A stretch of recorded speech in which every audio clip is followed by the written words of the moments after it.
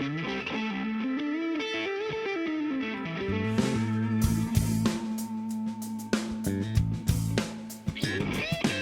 this is Kevin Jackson from wallsofgrace.com. Thank you so much for visiting and for observing some of these videos, these little tips that hopefully will help you to be more effective in ministry.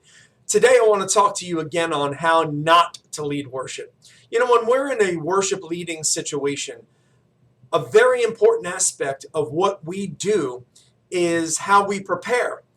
Who's going to be at the service? Who's going to be at the meeting that we're leading worship? What is the congregation's demographic going to be? Are they going to be people that are attending our church all the time, or are they going to be people that are visiting?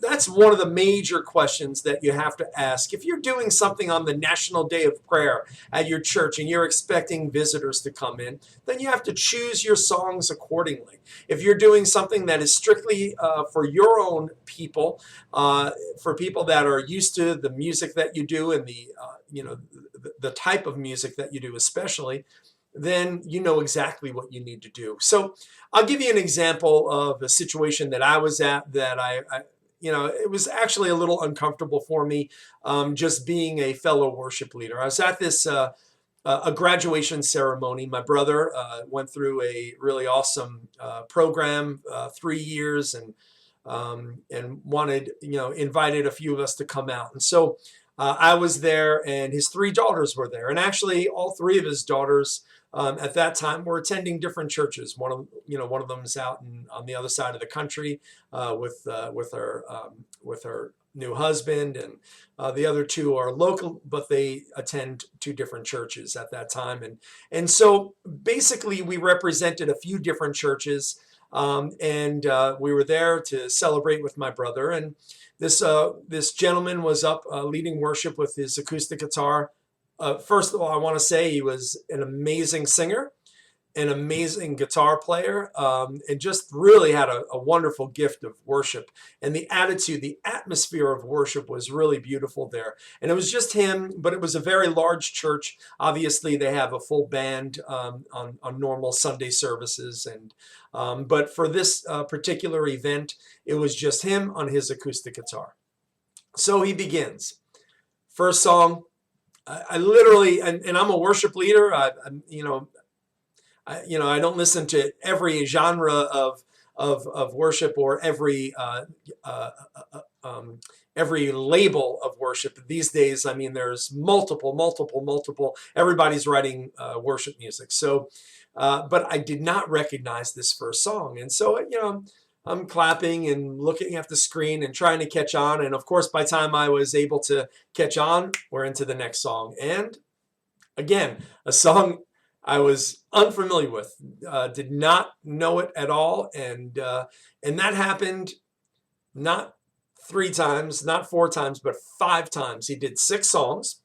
And then finally, the last song was a Jesus Culture song that I have heard and sung before. And so that was a song that I knew. And so I jumped in and sang along with that one, and then it was over. And then the ceremony started. And, again, if I was there to be, to just like listen to someone singing special songs and to be entertained, so to speak, it would have been wonderful because he had a great voice and was a great guitar player. And I did at times just close my eyes and just, worship the Lord in my own way.